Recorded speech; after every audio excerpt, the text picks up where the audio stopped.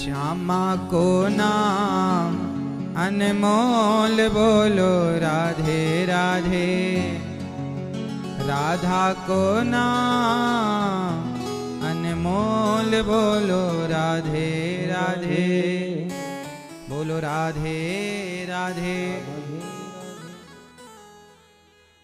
बोलिए भक्त वत्सल भगवान की जय, श्रीमद् भागवत महापुराण की जय, गंगा मैया की जय, आप सभी भक्तों की जय जय श्री राधे, जय जय श्री राधे। आए हुए उपस्थित सभी मातृशक्ति भगवत चरणानुरागी भक्तों को, छोटे छोटे बच्चों को, श्रद्धा और साधना टीवी और यूट्यूब पर कथा का रसपान कर रहे सभी भक्तों को जय श्रीमन्नारायण। आप सबको जय श्रीमन्नारायण। थोड़ा जोर से जय श्रीमन्नारायण। जय श्री कृष्णा, राधे राधे, जय श्री सीताराम, जय गौरी गोपाल, राधे राधे। कैसे हैं आप लोग? भगवान की कृपा सदा आप पर बनी रहे और आप सदा अच्छे ही रहें, आप सदा स्वस्थ रहें, सुखी रहें, प्रसन्न रहें। राधा रानी की कृपा, भागवत जी की कृपा, बिहारी जी की कृपा, गौरी गोपाल भगवान की कृपा और आपके माता पिता और पूर्वजों की कृपा सदा आप पर बनी रहे। सदा आप सुखी स्वस्थ रहें, आपका मंगल हो, आपका यश कीर्ति धन धान्य सब बढ़े। इन्हीं मंगल कामनाओं के साथ सिकंदराबाद की पावन धरती पर कथा की गंगा में डुबकी लगाने के लिए आप सभी आए। आपका बहुत बहुत स्वागत, वंदन, सबका बहुत बहुत अभिनंदन। भगवान की इस कथा में आप सभी कथा की पावन गंगा में आप सब डुबकी लगा रहे हैं। मां भगवती सेवा समिति के सभी भक्तजन आप सभी परीक्षित बनकर भैया श्री अंशु शर्मा जी चेयरमैन, नितिन गर्ग जी प्रधान जी, उज्जवल गोयल जी प्रबंधक, मनोज वर्मा जी सचिव, वैभव गोयल जी कोषाध्यक्ष और विपुल गर्ग जी संस्थापक सदस्य, समस्त कमेटी के पदाधिकारियों के द्वारा यह कथा का आयोजन हो रहा है। एक बार सभी के लिए सुंदर तालियां मां भगवती सेवा समिति के सभी कार्यकर्ताओं के लिए, सभी पदाधिकारियों के लिए सुंदर करतल ध्वनि, इनका स्वागत सम्मान। इनके द्वारा, इनके माध्यम से आज सिकंदराबाद की धरती पर पहली बार ये दास अनिरुद्ध को आने का सौभाग्य मिला। आप सबको कथा सुनाने का और आप सबका दर्शन करने का सौभाग्य मिला। आप सभी भक्तों को दास अनिरुद्ध का कोटि कोटि प्रणाम, कोटि कोटि नमन। आप सभी 7 दिन तक कथा की पावन गंगा में डुबकी लगाएंगे। कथा जीवन में बहुत प्रभाव डालती है। हमारे जीवन में कथा इतना प्रभाव डालती है कि हम कथाएं यदि सुनते रहें तो जीवन में एक अद्भुत बदलाव हम देख पाएंगे। कथाओं के द्वारा ही समाज में आज कुछ परिवर्तन देखने को मिल रहा है। यदि कथाएं ना हो तो समाज में कोई परिवर्तन ही नजर ना आए। समाज देखो कितने गलत रास्ते पर चल पड़ी है। वो तो कथाओं ने, सत्संग ने और घर में जो आप लोगों ने बच्चों को संस्कार थोड़ा बहुत जो दे रखे हैं, उन संस्कारों के बदौलत आज समाज भटकने से थोड़ा सा बचा हुआ है, वरना 80% लोग तो भटक ही गए। अब जो 20% बचे हैं, वो 20% वो हैं जो कहीं ना कहीं संतों से, सत्संग से, धामों से जुड़े हुए हैं। वो बच गए, वरना सब भटक ही गए। भटकने का तात्पर्य क्या है? मैं किस भटकाव की बात कर रहा हूं? भटकाव क्या है? भटकाव किसे कहते हैं? भटकना किसे कहते हैं? मैया चुप रहो मेरी मां। भटकाव क्या है? आज समाज का सबसे बड़ा भटकाव जानते हैं क्या है? आज समाज का युवाओं का, लोगों का सबसे बड़ा भटकाव है नशा। सबसे बड़ा भटकाव है नशा। आज लोग भटक गए। जो नशा कर रहे हैं मतलब वो भटक चुके हैं, जो नशा नहीं करते मतलब वो अभी भटके नहीं। नशा किसी भी तरह का हो सकता है। शराब का नशा हो सकता है, सिगरेट का नशा हो सकता है, मांस खाने का नशा हो सकता है, पराई स्त्री का नशा हो सकता है। ये सब नशा ही तो है। यदि हम नशा, एक ही नशा करें, कौन सा? जाम पर जाम पीने से क्या फायदा? लोग शराब पीते हैं। एक आदमी मेरे से बोला, महाराज जी आप भी चढ़ाया करो। हमने कहा भाई तुम कौन सी वाली लेते हो? बोला हम तो ऐसी वाली लेते हैं कि पूरी रात उसका नशा रहता है, पूरी रात चढ़ी रहती है। हमने कहा फिर सवेरा हुआ तो? बोले उतर जाती है तो दूसरा पैक सवेरे ले लेते हैं। हमने कहा भाई तुम्हारी वाली 12 घंटे में ही उतर जाती है, और महंगी लोगे तो 24 घंटे रहेगी और क्या। हमने कहा तुम्हारी वाली तो 12 और 24 घंटे में उतर जाती है, पर जो प्याला हम पीते हैं वो एक बार यदि चढ़ जाए ठिकाने से तो सारी जिंदगी नहीं उतरता। बोला कौन सा वाला है आपका? हमने कहा जाम पर जाम पीने से क्या फायदा, रात बीती उतर जाएगी। हरि नाम का जाम पी ले बंदे, तेरी जिंदगी सुधर जाएगी। पीना ही है, नशा करना ही है, तो सेवा का नशा कर लो ना, समाज की भलाई का नशा कर लो। नशा तो देखो हमें भी है, सेवा का नशा है। गौरी गोपाल आश्रम में जाते हैं, वृद्ध माँ के पांव दबाते हैं। आप अपनी एक माँ के पांव दबाने में संकोच करते हैं। गौरी गोपाल आश्रम में 290 वृद्ध माताएं रहती हैं, हम सबके पांव दबाते हैं। हमें चरण सेवा करने का नशा है, ये भी तो एक नशा है। हमें भी नशा है सेवा करने का। गौरी गोपाल गुरुकुल में 150 बच्चे पढ़ रहे हैं। वो बच्चे पढ़ जाएं, योग्य बन जाएं। गरीब परिवार के बच्चे वहां निःशुल्क रहते हैं।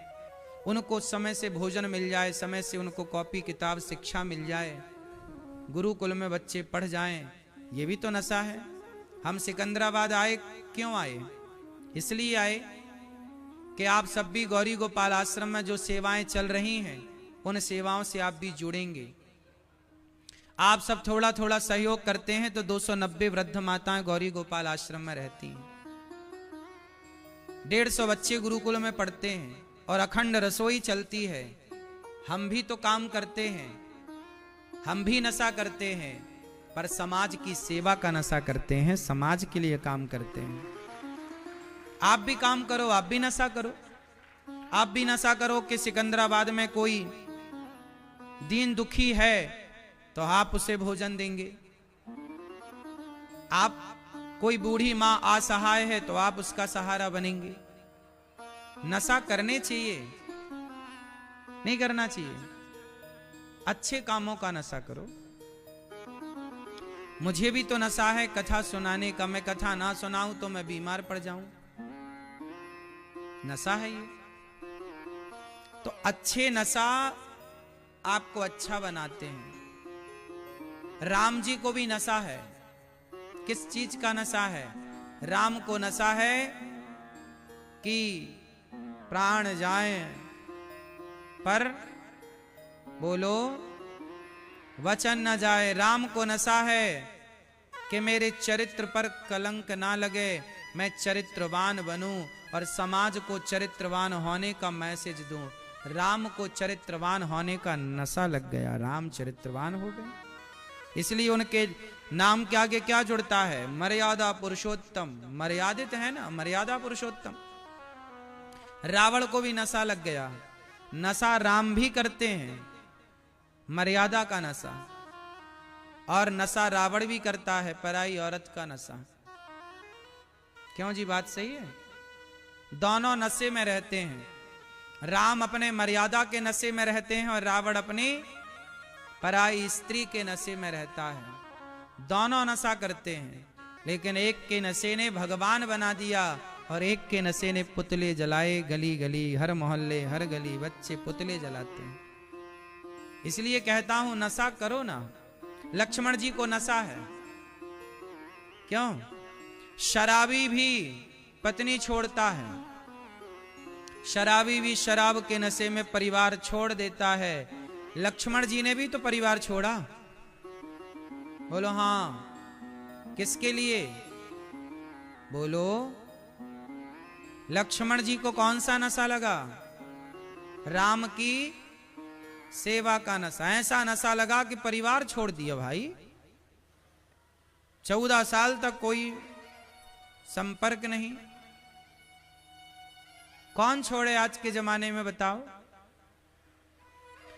सेवा की लक्ष्मण जी ने। हनुमान जी को भी नशा लगा है। कौन सा नशा? राम रसायन तुम्हारे पासा। राम रस का नशा हनुमान जी भी तो करते हैं। कौन सा रस? बोलो जोर से। राम रस का नशा हनुमान जी। क्या हनुमान जी बिना राम के रह सकते हैं? जैसे शराबी शराब के बिना नहीं रह सकता, ऐसे हनुमान जी राम के बिना नहीं रह सकते। नशा करना ही है तो हनुमान जी की तरह कर लो राम का नशा। ये वाला क्या नशा जो तुम करते पड़े रहते सुअर की तरह गंदी नालियों में। भागवत सुनने का नशा अच्छा है, सेवा का नशा अच्छा है, सत्य बोलने का नशा अच्छा है, दाल चावल सब्जी रोटी सात्विक भोजन करने का नशा अच्छा है। समाज भटक ना जाए इसलिए भागवत है, भागवत सुननी चाहिए।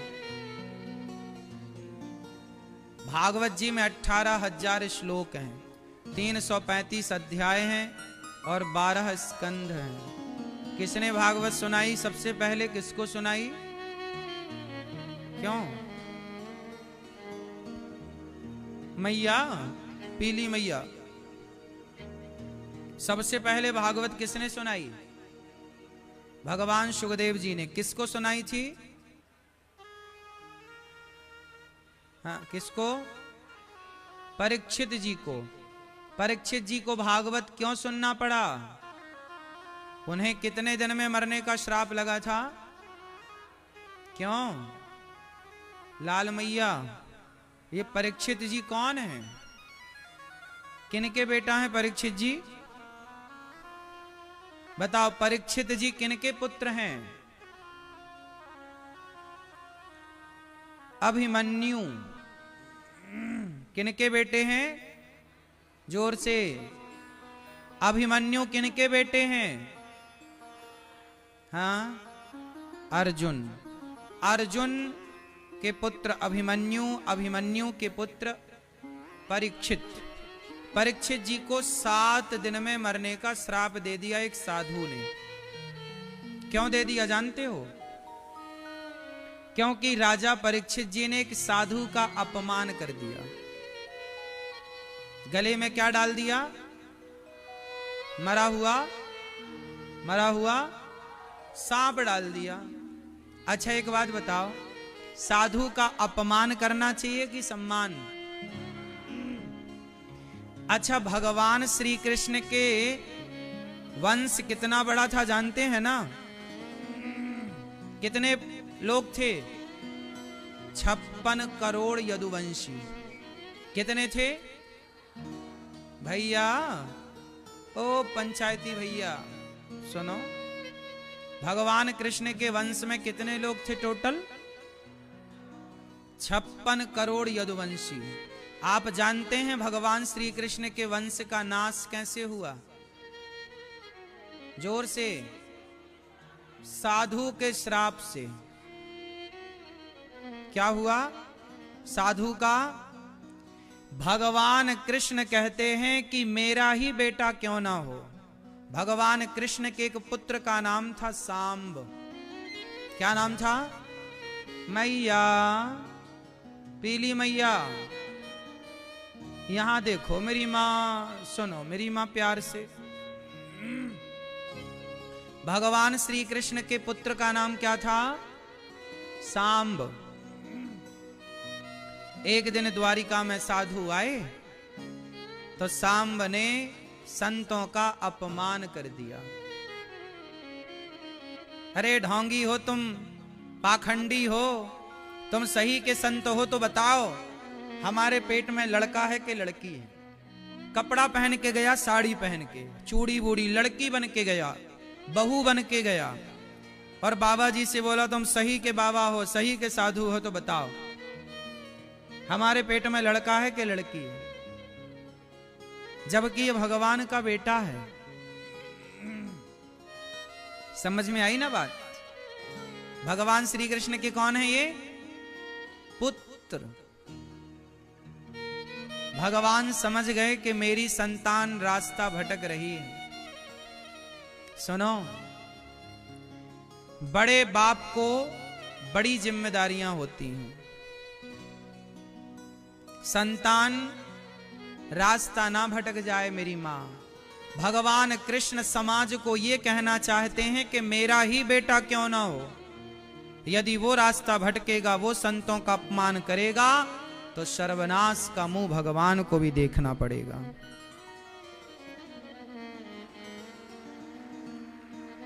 इसलिए भगवान के पुत्र पौत्रादि रास्ता भटक गए और संतों का रास्ता क्या भटके? संतों का अपमान करने लग गए। क्या रास्ता भटक गए? संतों का अपमान। राजा परीक्षित जी ने भी संत का अपमान कर दिया। अच्छा, रावण ने भी क्या किया था? संत का अपमान किया था। रावण ने किस संत का अपमान किया, कोई बता सकता है? क्यों पीली मैया, रावण ने किस संत का अपमान किया था? बोलो चश्मा वाले भैया, रावण ने किस संत का अपमान किया? जरा काला चश्मा वाले भैया बताएंगे। बताओ प्रभु, नहीं जानते? ठीक है, ये भैया बताएंगे रावण ने किस संत का अपमान किया था। हां, विभीषण साधु ही तो थे। कौन थे विभीषण? संत ही थे। विभीषण कौन है? संत हैं, लंका में रहते हैं। रावण ने क्या किया? संत को। विभीषण राम के परम भक्त हैं, और जो भक्त है वही तो साधु है ना। जरूरी नहीं है कि साधु जो कपड़ा रंगाए है वो साधु हो। आप गृहस्थ में रहकर भगवान की भक्ति सच्चे मन से करते हैं, आप भी तो साधु कहलाएंगे ना। गृहस्थ संत भी तो होते हैं। संत का मतलब ये मत समझना कि केवल विरक्त हो जाए और जंगल चला जाए ना। आप गृहस्थ में रह रहे हैं, सदाचार का पालन कर रहे हैं, भगवान की भक्ति कर रहे हैं, भगवान के आश्रित रह रहे हैं, तो आप साधु हैं। जो साधना करे वो साधु। तो आप साधु हो सकते हैं। क्यों जी, गृहस्थ आदमी साधु हो सकता है कि नहीं? जोर से बोलो। गृहस्थ संत होते हैं। कौन से संत? वशिष्ठ जी गृहस्थ संत हैं। राम के गुरु कौन हैं? वशिष्ठ जी गृहस्थ हैं कि नहीं? भगवान कृष्ण जहां पढ़ने गए, सांदीपनी जी, वो गृहस्थ थे कि नहीं? बोलो। फिर तो गृहस्थ को भी संत ही कहते हैं यदि वो सदाचारी है तो। व्यभिचारी है तो वो संत नहीं है। ठीक है? तो रावण ने विभीषण को लात मार के निकाल दिया। रावण ने संत पर क्या किया? पांव का प्रहार कर दिया, पादप प्रहार। और जब संत का अपमान हुआ तो क्या हुआ? रावण जबहि विभीषण त्यागा, भयउ विभव विनु तबहि अभागा। रावण उसी दिन अभागी हो गया। रावण ने अपने भाग्य का त्याग कर दिया। रावण ने विभीषण का त्याग नहीं किया, रावण ने अपने भाग्य का त्याग कर दिया। आपके जीवन में कोई संत आ जाएं तो वह आपका भाग्य बनाने के लिए आते हैं। भगवान चाहते हैं कि आपका भाग्य बने, इसलिए जब भगवान कृपा करते हैं ना तो आपके जीवन में किसी संत का पदार्पण हो जाता है, संत का आगमन होता है। ये भगवान की कृपा है। इसलिए रावण ने जब विभीषण का त्याग किया, अच्छा रावण ने सीता मां को चुराया, राम ने सीता मां के चुराने पर रावण को नहीं मारा। बात समझ में आई? राम को यदि रावण को मारना होता तो जिस दिन रावण ने सीता मां को चुराया राम जी उसी दिन मार देते। क्यों जी? जिस दिन रावण ने सीता मैया को चुराया, क्या राम उसी दिन रावण को नहीं मार सकते थे? क्या इतनी सामर्थ्य राम में नहीं थी? बोलो मेरी मां। राम तो उसी दिन मार सकते थे ना रावण को। रावण के पहले भी तो एक घटना घटी थी। सीता मां के पांव में एक चोंच मार करके कौआ भागा था। इंद्र का बेटा जयंत जब सीता मां के चोंच मारी पांव में तो खून आ गया। राम की नजर पड़ी कि सीता मां के चरणों से रक्त बह रहा। उड़ता हुआ कौआ नजर आया। राम जी समझ गए, कौआ तूने मेरी सीता को चोंच मारी, तूने खून बहाया। एक तिनके का धनुष बनाया, तिनके का बाण बनाया, ब्रह्मास्त्र का संधान किया और छोड़ दिया। रामचरितमानस में लिखा है, ये सब पढ़ लेना।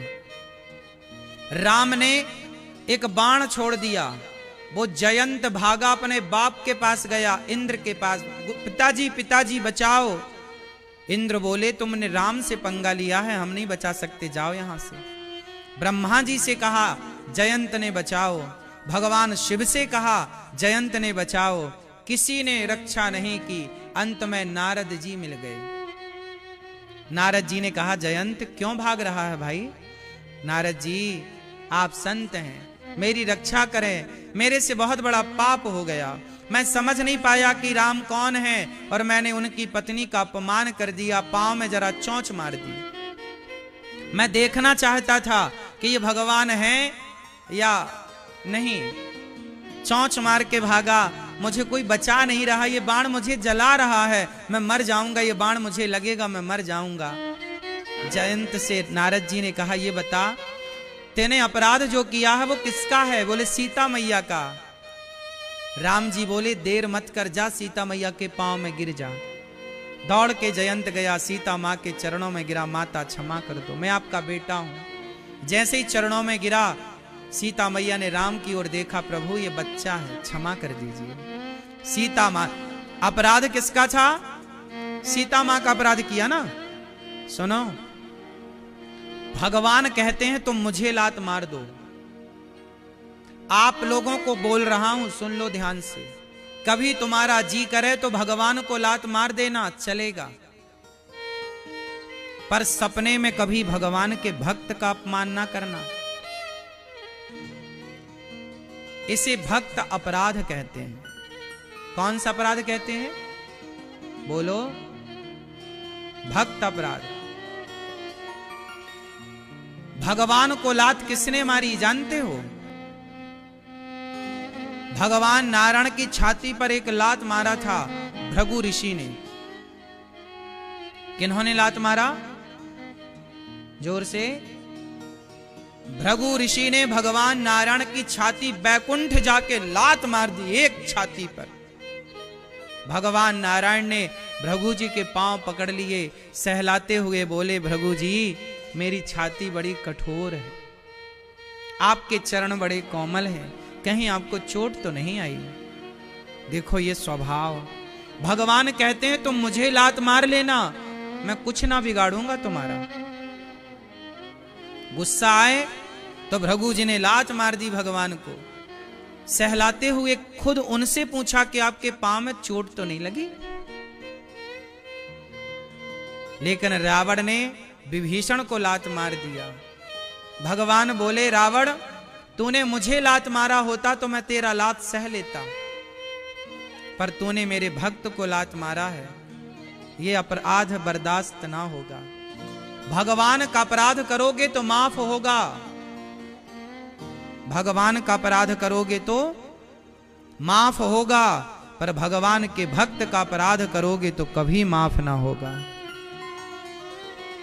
ये बच के रहिएगा भगवान के भक्त के अपराध से, इसे भक्त अपराध कहते हैं। जयंत ने पांव में चोंच मारी सीता मां के, भागा, चरण में आया तो राम जी ने क्षमा किया। अब सोचो ना, जयंत ने तो पांव में ही चोंच मारी थी ना सीता मैया के, एक बाण छोड़ दिया ना राम ने, और रावण ने तो पूरी सीता उठा के ले गया। क्या राम जी एक बाण नहीं छोड़ सकते थे रावण के पीछे?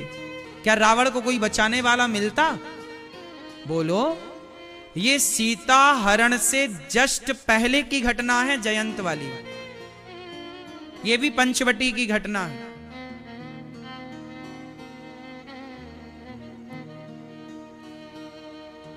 राम ने रावण को नहीं मारा, जानते हो क्यों?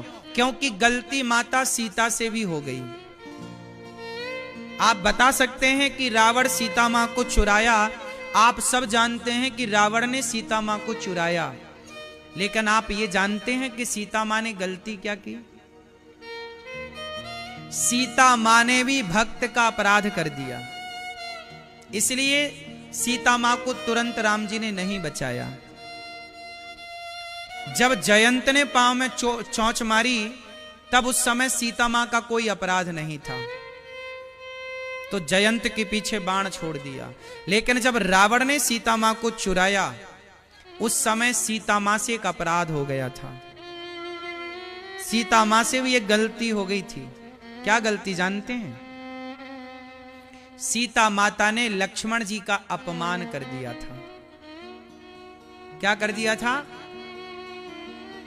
जब राम मारीच को मारने गए, मृग बन के आया ना सोने का, जब सोने का मृग मारने के लिए राम जी गए, सीता मां ने कहा कि राम जी मुझे ये सोने का मृग चाहिए। राम जी गए और जब मारने गए तो मारा, तो मृग ने क्या चिल्लाया था जोर से?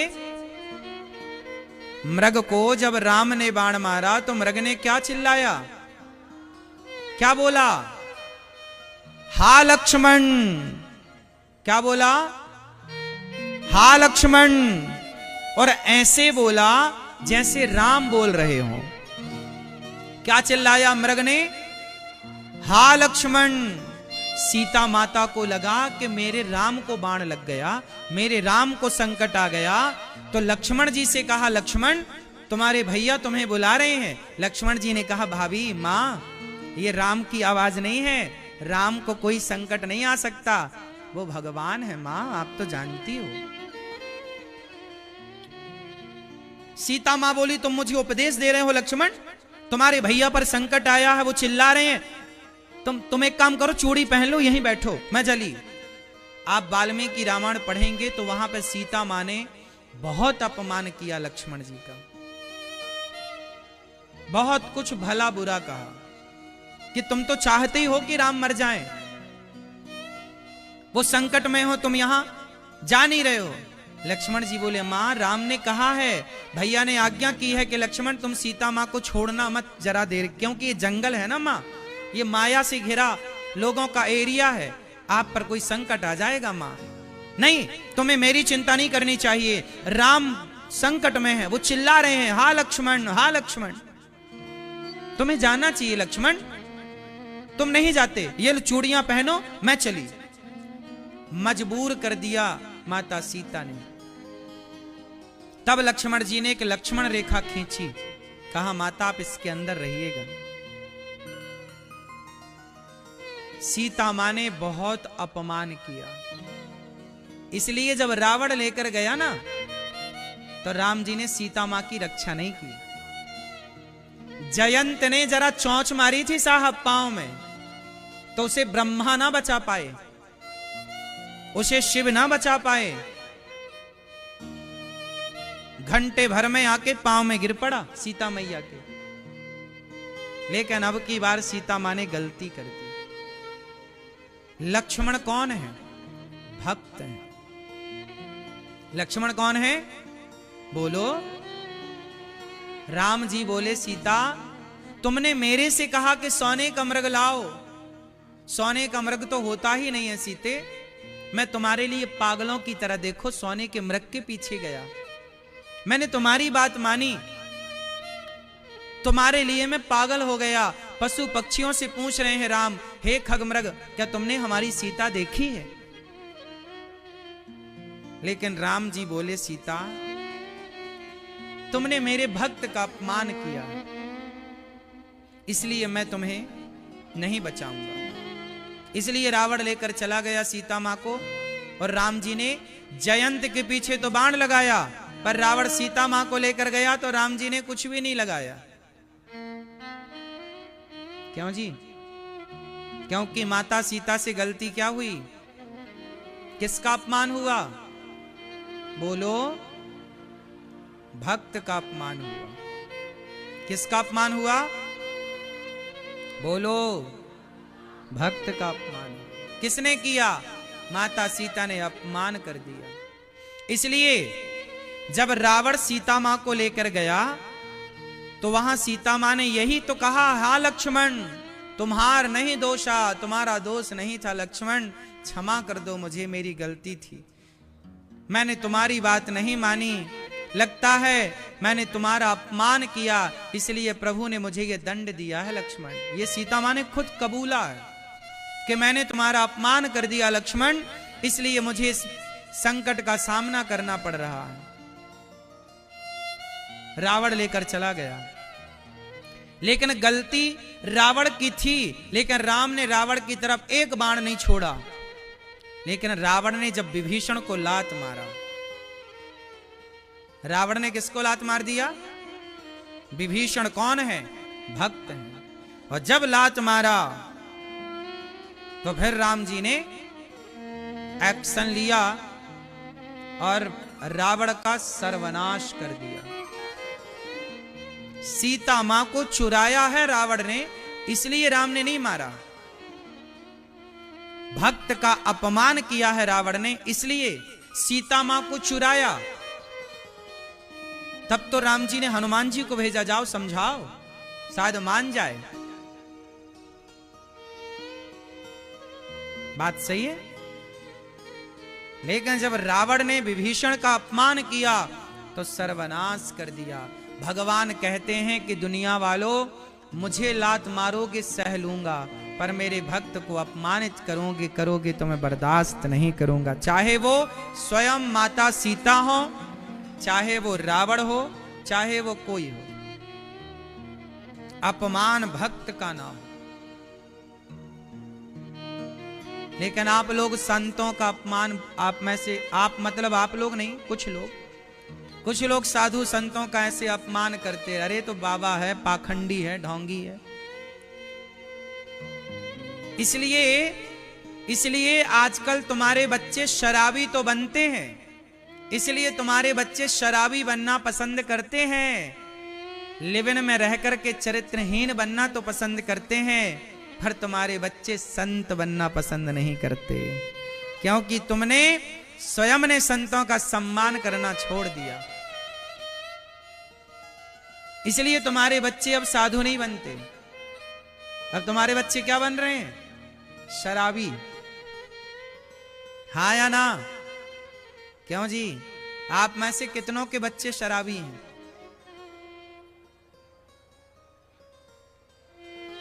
ना बता पाओगे ना? आप में से कितनों के बच्चे लिव-इन में रहते हैं? चरित्रहीन हो रहे हैं बच्चे। वो चरित्रहीन होने को आज की आधुनिकता समझ रहे हैं, आज का कल्चर कह रहे हैं। वो शराब पीने को, थिएटर में जाके और क्लबों में जाके नाचने को वो आज का कल्चर बता रहे हैं। चरित्रहीन होना आजकल उनका पेशा बन गया है, लेकिन साधु होने से वो बचते हैं। सही है ना मेरी मां? इसलिए कहता हूं, संतों का अपमान करके आज साधु का अपमान, गाय का अपमान, भक्त का अपमान, ब्राह्मण का अपमान, दीन दुखी का अपमान, गरीब का। पहले लोग गरीब को गले से लगाते थे। पहले लोग भूखे प्यासे को गले लगाकर उसे बिठाकर साथ सम्मान भूखे प्यासे को रोटी देते थे।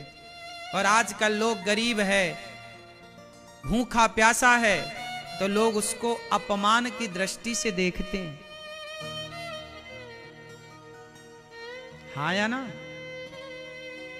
अरे जो दया का पात्र है, कम से कम उस पर तो दया करो। क्यों जी मेरी मां?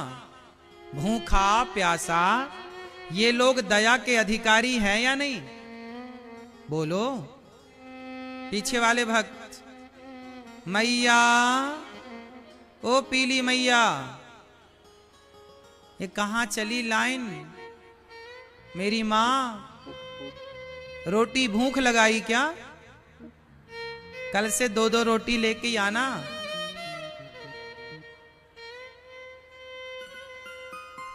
सुनो मेरी मां,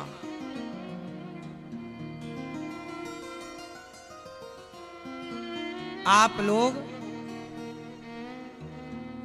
धोखे से स्वप्न में संतों का, भक्तों का, साधु का, ब्राह्मण का, दीन का, दुखी का, बेचारा गरीब आदमी दया का पात्र है, पर उस पर दया करने की बजाय लोग उससे घृणा करते हैं।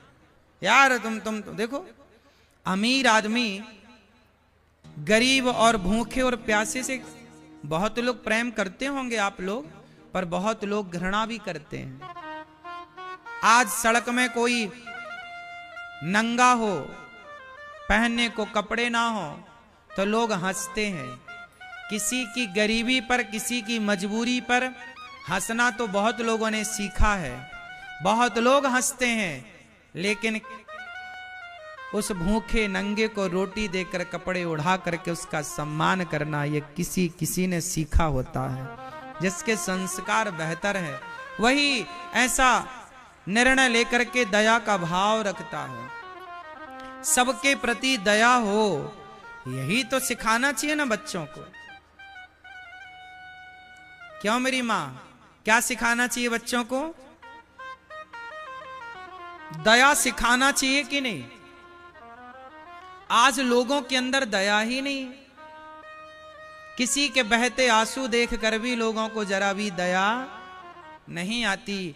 औरों की क्या कहें साहब, आज के बेटे, आज की बहुएं अपनी मां को घर से निकाल देती हैं। बहुएं अपने सासू मां को, सास को घर से निकाल देती हैं। कुछ बहुएं अपनी मां को बेटे निकाल देते हैं, कुछ बेटे अपने घर से निकाल देते हैं। उन्हें खुद की मां पर तो दया आई ना, खुद के बाप पर तो दया आई ना। मतलब आप दया से शून्य है। जब आप किसी पर दया नहीं करेंगे तो भला भगवान आप पर दया कैसे करेंगे और क्यों करेंगे, तो बताओ। यदि बेटे अपनी मां पर दया करते और अपनी मां को बुढ़ापे में सम्मान देते, तो फिर हमें वृद्धाश्रम बनाने की क्या जरूरत थी? बताओ, क्या जरूरत थी? क्या आज के जमाने में वृद्धाश्रम होना सही है? आज वृद्धाश्रम मजबूरी बन गई है। अब बेटा सेवा करता नहीं है। बूढ़ी बूढ़ी माओ को 90-90 साल की माताएं गौरी गोपाल आश्रम में रहती हैं। अभी 2 बेटियां अपनी मां को लेकर के आई हैं और दोनों बेटियों ने अपनी मां को गौरी गोपाल में छोड़ दिया। बेटियों ने, हमने पूछा कि आप एक एक माह भी रखोगी दोनों, तो रख लोगी अपनी मां को? मना कर दिया, नहीं हम नहीं रख सकते, हमें नहीं रखना अपनी मां को। दोनों बेटियों ने अपनी बूढ़ी वृद्ध मां को, जो बिल्कुल जर्जर हैं, मतलब अति वृद्धावस्था है, मरने की स्थिति है कि 1 साल 2 साल 4 साल कितना जिएंगी, लेकिन छोड़ के चले गए। दया नहीं है। किस पर दया नहीं आई? खुद की मां पर दया नहीं आई। अब सोचिए, कहां कमी रह गई मेरी मां। ऐसी माताएं वृंदावन में गौरी गोपाल आश्रम में रहती हैं और ये दास अनिरुद्ध उन माओं की सेवा करता है।